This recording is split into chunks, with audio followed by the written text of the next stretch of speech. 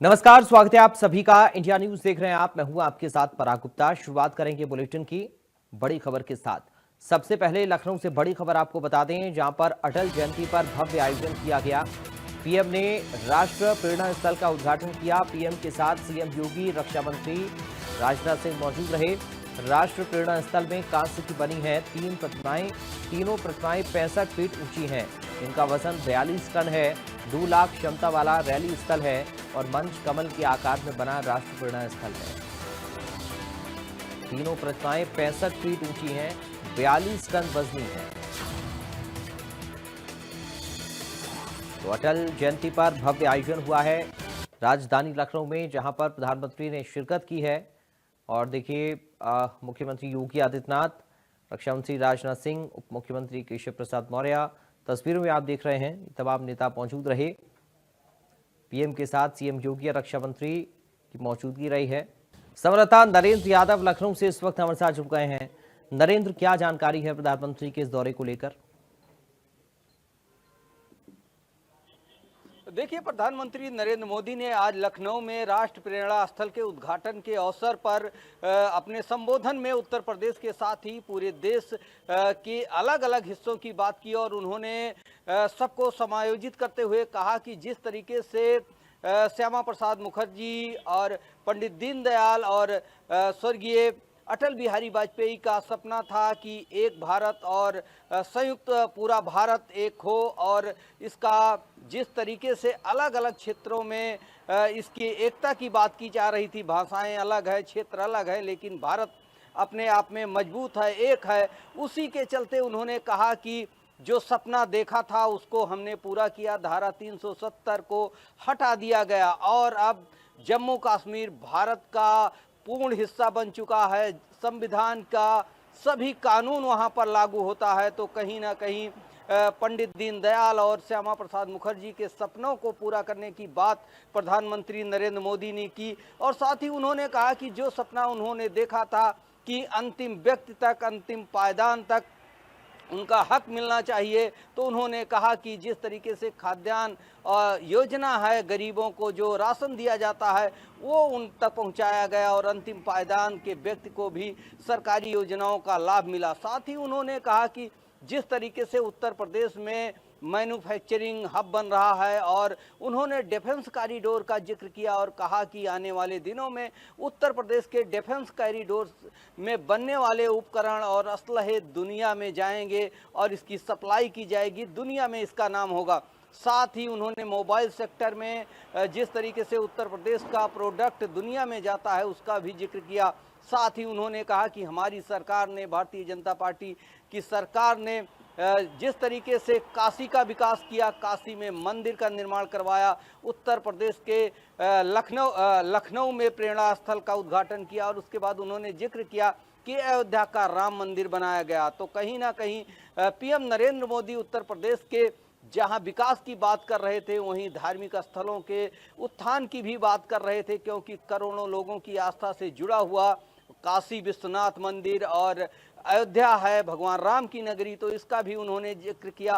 साथ ही शहीदों और बलिदानियों को सम्मान दिए जाने की भी बात नरेंद्र मोदी ने यहाँ से की। पीएम ने कहा कि हमने सबको सम्मान दिया, चाहे वो स्वतंत्रता संग्राम सेनानी रहे हों और जिन्होंने देश की आज़ादी में अपना योगदान दिया, उनका भी जिक्र किया। और साथ ही दुनिया में भारत की आवाज़, दुनिया की बादशाहत और दुनिया में जो प्रतिभाएं भारत की हैं उनका भी जिक्र करते हुए प्रधानमंत्री नरेंद्र मोदी ने कहा कि उत्तर प्रदेश में कानून व्यवस्था की उन्होंने तारीफ की। तो कहीं ना कहीं योगी आदित्यनाथ की उन्होंने तारीफ की और एमएसएमई के सेक्टर की भी बात प्रधानमंत्री नरेंद्र मोदी ने की कि ये सेक्टर आने वाले दिनों में एक बड़ा जो है एक्सपोर्ट दुनिया में करेगा। पराग, बहुत शुक्रिया आपका नरेंद्र, जानकारी और इस पूरी बातचीत के लिए। बढ़ते आगे, अब कानपुर से बड़ी खबर की बात करेंगे, जहां पर 3 रोहिंग्याओं को पुलिस ने पकड़ा है। संपर्क क्रांति से दिल्ली जा रहे थे तीनों रोहिंग्या। कानपुर सेंट्रल पर आरपीएफ जीआरपी ने पकड़ा। युवती समेत तीनों से एजेंसियों ने पूछताछ की है। एटीएस, आईबी, एलआईयू ने संयुक्त जांच की। कार्रवाई की जांच में कोई संदिग्ध वस्तु बरामद नहीं मिली है।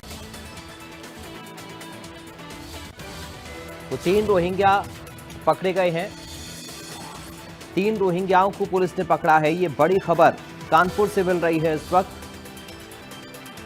जेबा खान संवाददाता कानपुर से इस वक्त हमारे साथ जुड़ गए हैं। जेबा, क्या जानकारी मिल रही है इन तीनों रोहिंग्याओं को लेकर?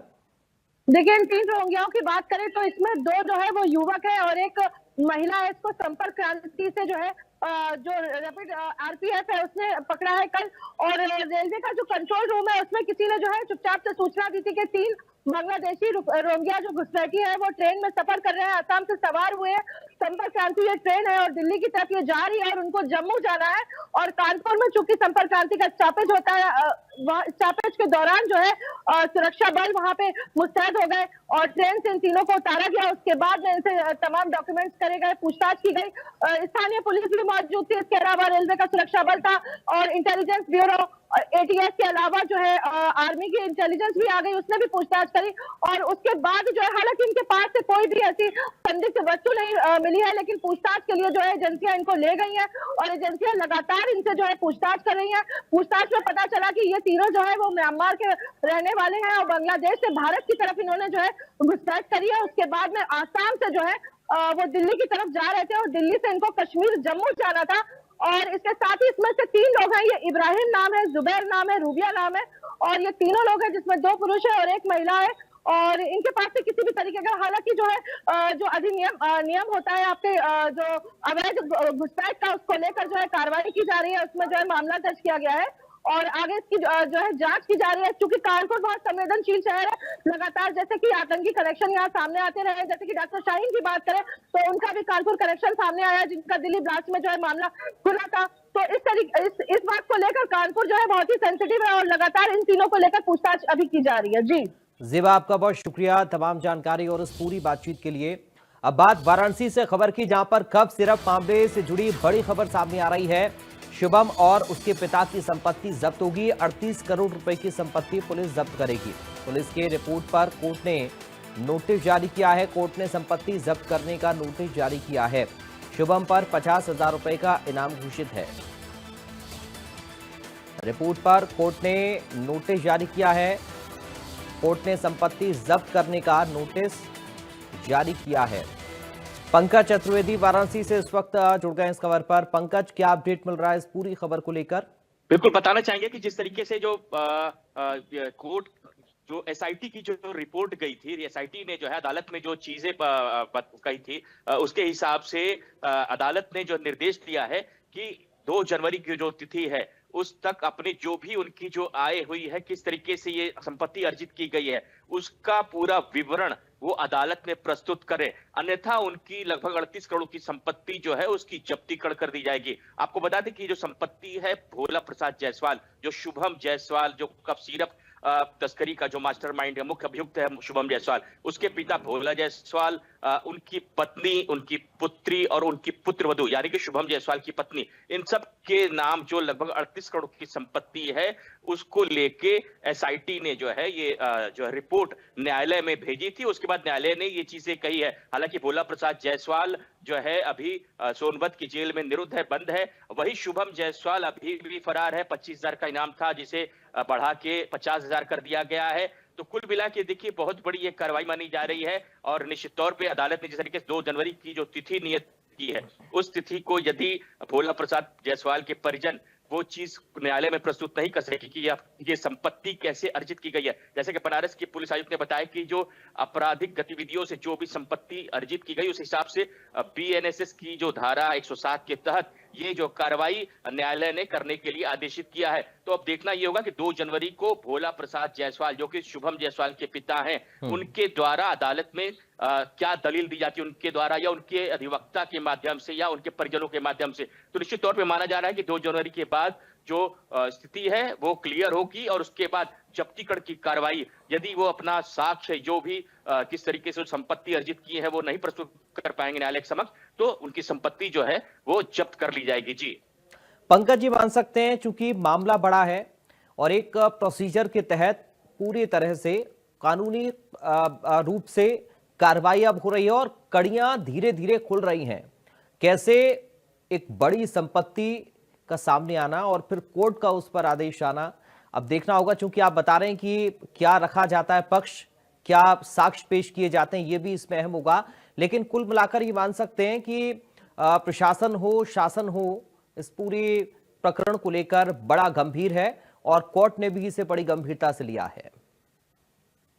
जी बिल्कुल पराग, आपने एकदम सही कहा कि चाहे हम बनारस पुलिस प्रशासन की बात करें, कमिश्नरेट पुलिस की बात कर ले, चाहे न्यायालय की बात कर ले, वही सरकार ने यानी कि मुख्यमंत्री योगी आदित्यनाथ ने भी कहा है कि जो भी अभियुक्त हैं उनको किसी भी कीमत पे बख्शा नहीं जाएगा। और सीएम ने तो यहां तक कहा कि अगर जरूरत पड़ेगी तो बुलडोजर भी चलेगा। तो होना भी चाहिए, जो लोग नशे का सौदागर वाला काम कर रहे हैं, जो नशे को प्रस्तुत कर रहे हैं और तस्करी में लिप्त है, ऐसे लोगों के खिलाफ निश्चित तौर पे बहुत बड़ी कार्रवाई होनी चाहिए और जो हो भी रही है। जिस तरीके से एसआईटी ने जो रिपोर्ट दी है उसके बाद न्यायालय भी बहुत सख्त हुआ है और न्यायालय ने भी 2 जनवरी को ये सभी चीज जो विवरण है वो मांगा है। उसके बाद जो संपत्ति जब्तीकरण का जो आदेश जो है न्यायालय द्वारा दिया गया कि 2 जनवरी तक यदि ये समस्त जो कागजात हैं या किस तरीके से संपत्ति अर्जित किए हैं लोग नहीं दे पाए तो उसका जो है जब्तीकरण किया जाएगा। वही शुभम जायसवाल के द्वारा जो अलग से संपत्ति जो अर्जित की गई उसकी भी एसआईटी द्वारा जांच की जा रही है। साथ ही ईडी भी वहां पहुंची थी और ईडी की अलग से कार्रवाई चल रही है। जी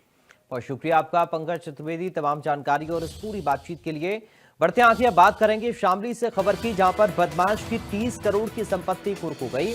फिरोज खान पर गैंगस्टर का केस दर्ज हुआ। अपहरण, लूट, हत्या जैसे बड़े केस दर्ज हैं। दरअसल अवैध धन अर्जित करके ये संपत्ति इसने बनाई थी। डीएम के आदेश पर अब इसे कुर्क करने की कार्रवाई हुई। कस्बा झिंझाना में 14 जगह पर बड़ी कार्रवाई हुई है। बदमाश फिरोज खान पर 25,000 रुपए का इनाम था। एसपी एसडीएम के साथ भारी पुलिस बल मौके पर मौजूद रहा। डीएम के आदेश पर यह कुर्की की कार्रवाई हुई है। बदमाश की 30 करोड़ की संपत्ति कुर्क की गई है। बड़ी खबर इस वक्त आपको दे रहे हैं। फिरोज खान पर गैंगस्टर केस में गैंगस्टर के मामले में केस दर्ज हुआ। अपहरण, लूट, हत्या जैसे बड़े केस इस पर है। अवैध धन अर्जित करके ये संपत्ति इसने बनाई और अब कार्रवाई डीएम के आदेश पर कुर्क करने की। ये बड़ा एक्शन, 30 करोड़ की संपत्ति बदमाश की कुर्क। तो थाना झिंझाना का ये पूरा मामला है जहां पर यह कार्रवाई फिरोज खान पर गैंगस्टर का केस दर्ज हुआ है। अपहरण, लूट और हत्या जैसे बड़े केस इसके ऊपर दर्ज हैं और ऐसे में जाहिर है कि ये कार्रवाई भी बड़ी हो रही है। बात सोनभद्र से खबर की, जहां पर साइबर फ्रॉड गिरोह का खुलासा हुआ। पुलिस ने 2 अभियुक्तों को गिरफ्तार किया है। आरोपी शादी का कार्ड भेजकर ठगी करते थे। आरोपियों से 8.4 लाख रुपए बरामद किए गए हैं। पुलिस मामले की गहनता से जांच कर रही है। आरोपी शादी का कार्ड भेजकर ठगी कर रहे थे। आरोपियों से 8,40,000 रुपए बरामद हुए हैं। पुलिस इस पूरे मामले की गहनता से जांच कर रही है। सोनभद्र से खबर है जहां पर साइबर फ्रॉड गिरोह का खुलासा हुआ है। साइबर फ्रॉड गिरोह का खुलासा किया गया है। बड़ी खबर इस वक्त आपको दे रहे हैं। सोनभद्र से खबर है, पुलिस ने 2 अभियुक्तों को गिरफ्तार किया है साइबर फ्रॉड मामले में। संवाददाता अंशुमन पांडे हमारे साथ जुड़ गए फोन लाइन पर इस वक्त। अंशुमन, क्या जानकारी इस पूरी खबर को लेकर? जी बिल्कुल, बता दें कि जनपद सोनभद्र के घोरावल थाना क्षेत्र में एक व्यक्ति अभिषेक सिंह के द्वारा इस बात की शिकायत की गई थी कि उनके मोबाइल पर अज्ञात नंबर से एक एपीके फाइल आया और वो शादी का इनविटेशन कार्ड था, जिसे खोलने के बाद उनकी मोबाइल पूरी तरह से हैक कर ली जाती है और उनके खाते से 90,000 रुपए निकाल लिए जाते हैं। इस सूचना के बाद पुलिस ने तत्काल मामला दर्ज करते हुए जब मामले में तफ्तीश शुरू की तो इसका तार एक सीएससी से जुड़ा हुआ पाया गया। कॉमन सर्विस सेंटर संचालक के द्वारा के वॉलेट में ये 90,000 रुपए गए थे और जब पुलिस के द्वारा जांच का दायरा और बढ़ाया गया तो पुलिस ने जब संचालक से पूछताछ की तो उसने बताया कि उसने अपने एक दोस्त को इस सीएससी का पासवर्ड और यूजर दिया हुआ है, जिसके बाद पुलिस के द्वारा जब दोनों से पूछताछ की गई तो पुलिस ने को यह जानकारी मिला कि कलकत्ता तक इसके तार जुड़े हुए हैं। हालांकि पुलिस का कहना है कि अभी इसमें कई लोगों के जुड़े होने की संभावना है और पुलिस इन सभी बातों को ध्यान में रखकर इस मामले की जांच कर रही है।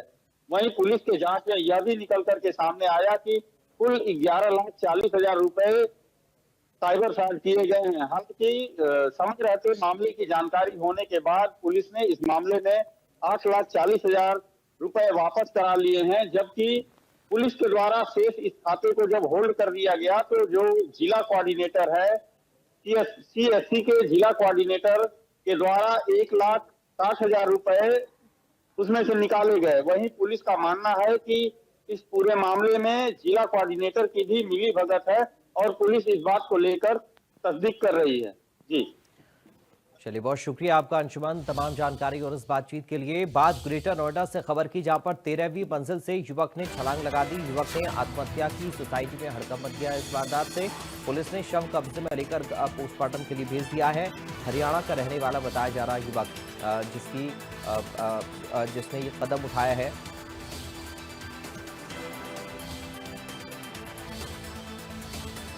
बड़ी जानकारी इस वक्त आपको बता रही है।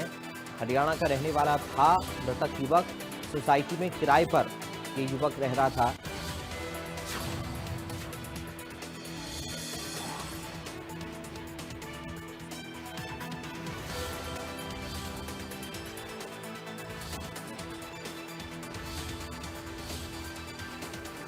पुलिस ने शव को कब्जे में लेकर पोस्टमार्टम के लिए भेजा है। हरियाणा का रहने वाला ये युवक बताया जा रहा सोसाइटी में किराए पर रह रहा था।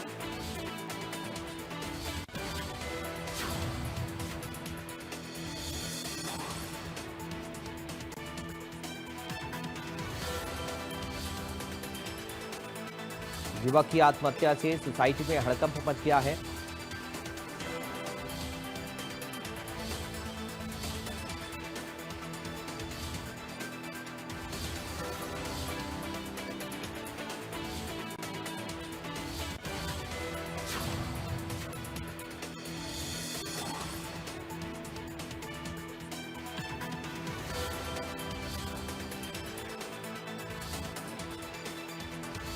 संवाददाता अकरम खान हमारे साथ जुड़ने अधिक जानकारी के साथ। अकरम, क्यों युवक ने ये कदम उठाया, क्या अपडेट इस पूरी खबर को लेकर है?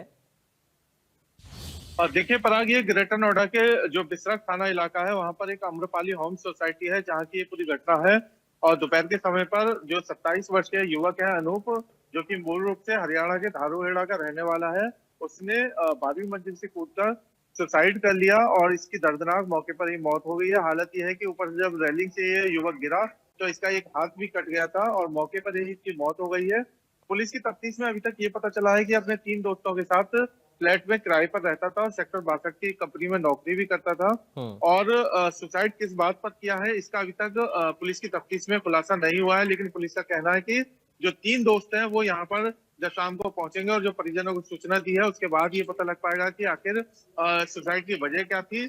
और इसके जो परिजन है उनको सूचना दे दी गई है। इसके अलावा पुलिस ने आसपास के लोगों से पूछा है अब क्या इसने ये सुसाइड तनाव में की थी या फिर कोई और वजह थी, उसकी जानकारी में पुलिस जुटी हुई है। सबको कब्जे में लेकर पोस्टमार्टम के लिए भेज दिया है। इसके अलावा देखिए सबसे खास बात यह है कि जितनी भी ग्रेटर नोएडा वेस्ट में हाई राइज सोसाइटी है उन पर इसी तरह की लगातार घटनाएं सामने आ रही है। सुसाइड पॉइंट बनते जा रहे हैं। सबसे पहले भी ग्रेटर नोएडा के बिसरख इलाके में ही एक सुसाइड हुई थी जिसमें लड़की ने कूदकर जान दी थी, लेकिन आज ये फिर हुआ है। दर्दनाक मौत हुई है 12वीं मंजिल से कूदकर, और ये सेक्टर 62 की कंपनी में जैसे मैंने बताया वहां पर नौकरी करता था। मौके से अभी तक कोई भी सुसाइड नोट बरामद नहीं हुआ, इसलिए पुलिस की तफ्तीश जो है वो अब जब परिवार के लोग आ जाएंगे और जो इसके 3 दोस्त हैं वो आ जाएंगे उसके बाद आगे बढ़ेगी। फिलहाल पुलिस ने जो सब है उसको कब्जे में लेकर पोस्टमार्टम के लिए भेज दिया। इसके साथ ही पुलिस तफ्तीश में जुटी है कि सुसाइड की क्या वजह थी। लेकिन एक बड़ा सवाल ये खड़ा होता है कि लगातार इस तरह की जो हाई राइज सोसाइटी है वहां पर सुसाइड जो पॉइंट है वो बनते जा रहे हैं। ये एक चिंता का सबब है। ग्रेटर नोएडा वेस्ट में बहुत सारी हाई राइज सोसाइटियां हैं, रोजाना इसी तरह की घटनाएं सामने आती हैं। सवाल ये उठता है कि आखिर इतने बड़े कदम उठाने पर आखिर लोग क्यों मजबूर हो रहे हैं, ऐसी क्या वजह है। लेकिन फिलहाल पुलिस तफ्तीश में जुटी हुई है और ये जो अनूप है ये इसके परिवार को सूचना दी है। पुलिस का कहना है कि शाम तक परिजन यहाँ पर पहुंच जाएंगे, उसके बाद आगे की जांच में पता लगेगा कि आखिर सुसाइड की वजह क्या थी। जी पराग, बहुत धन्यवाद आपका अकरम तमाम जानकारी और इस पूरी बातचीत के लिए। फिलहाल इन तमाम खबरों के साथ इस बुलेटिन से मुझे दीजिए इजाजत। बाकी खबरों के लिए आप बने रहिए।